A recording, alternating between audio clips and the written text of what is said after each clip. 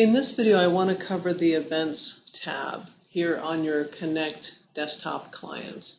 So once again, here's the ShoreTel Connect client. And you can see we have 4 main tabs. You might only have 3. Work groups are not something that everybody has. So if you have them configured and you're a member of a work group, you would also see this tab. But in general, people are going to see the People tab, Recent, and Events. And Events is what I want to cover in this video. So in particular, if you have Outlook integration with your ShoreTel Connect, Events is going to be a huge help to you. You can see I've got this little red 4 that's here on the little calendar icon. That tells me that I've got 4 upcoming events. So it's a nice little visual reminder that just sits right there on my desktop all the time. So if I go ahead and click on Events, here's what I can see. I can see that, I've got some training video recording to do in about 2 minutes. I got started early. I can also see that I've got a PALS appointment later, and then here's the actual PALS appointment. And then I have, hopefully I'm not double booked. So in particular, you can also see past events if you wanted to look back and see like, okay, what's been happening last week, and here's upcoming for the next several days. In particular, again, if you're using Outlook calendar integration as well as using the ShoreTel conferencing appliance, you're going to have an amazing amount of power at your fingertips in order to facilitate using your events and what you're going to be doing.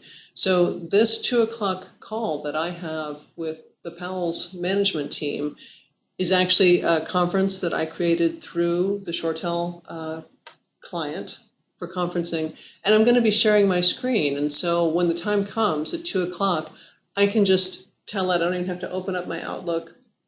I don't have to do anything special. I can just tell it to call me at my desk phone, and then it'll go from there as far as helping me to share my screen and do everything right here in one place with just a couple of clicks. Instead of having to open up my Outlook and move forward with all of that, I've got it all right here. Makes it nice and simple. So another thing that you can look at as well on here is to actually go forward in the future to say, okay, well, great, so that's today, what's happening next week? And again, it's just a nice, simple way for you to be able to look at your calendar quickly without needing to actually open up your Outlook calendar and do a whole lot. So that part makes it nice and simple.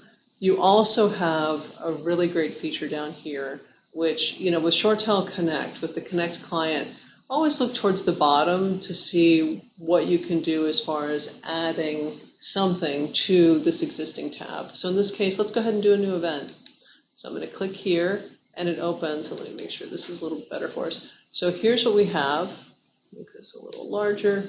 So I've got this untitled meeting, and as you can see, I've got my little tile here to help me with everything that I need. So here we are with our meeting template. So we're going to call this test demo meeting. And it's assuming that I want to do this for today. And let's say that I want to do this today, but I want to make it for 4 o'clock this afternoon. And how convenient, I'm getting a call. I'm actually going to go ahead and just send this right to voicemail. So here we go. I want that to be 4 p.m.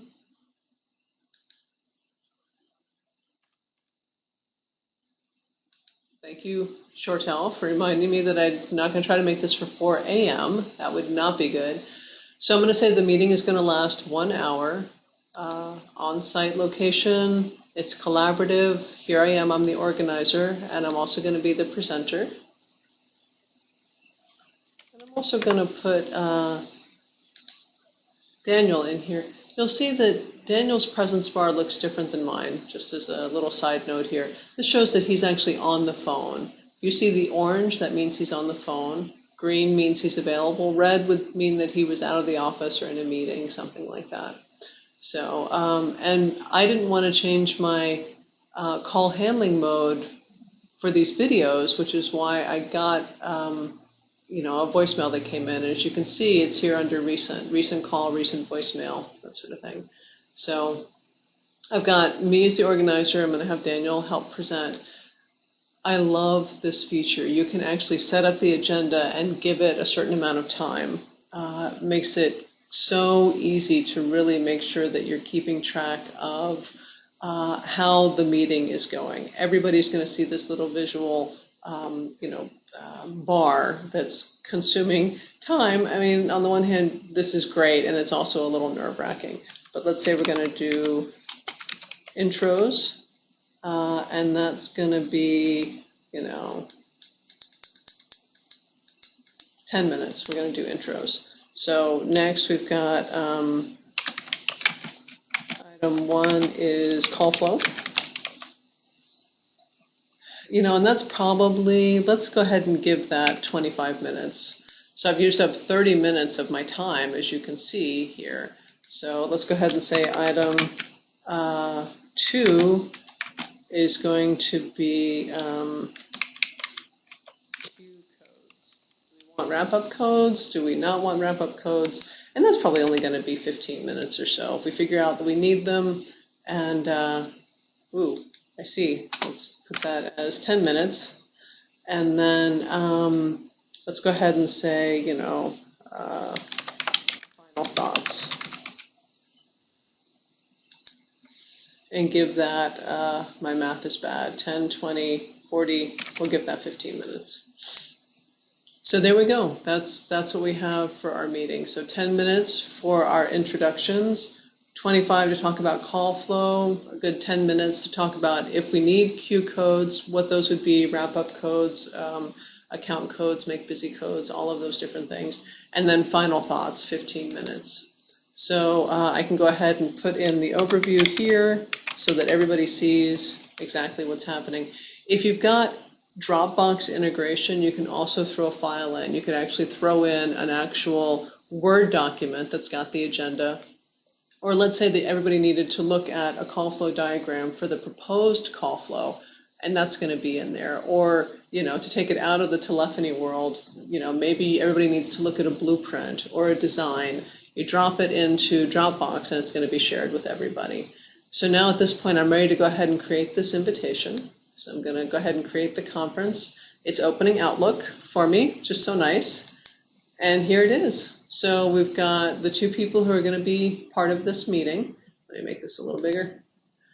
So you can see it's created the conference bridge for me right here. Participant code, here's the local number, here's the overview, this is the agenda. And when the time comes, this is how those other participants would go ahead and join in on this conference. All I need to do is hit send right now. And it's going to go ahead and send this out to the participants, and everybody will know exactly what to do and when we're going to do it. So I'm just going to go ahead and minimize this for right now. And I'm back to my Connect client right here. Super simple and easy. So once again, here are the events, and you can see now I have 2 different conference bridges that are coming up. And so that is how you both can review your upcoming events and see that there are 4 things on your docket. And you can look at not only today, but several days in the future. You can check out something that happened last week and see like, oh, right, that's what I was doing Friday morning.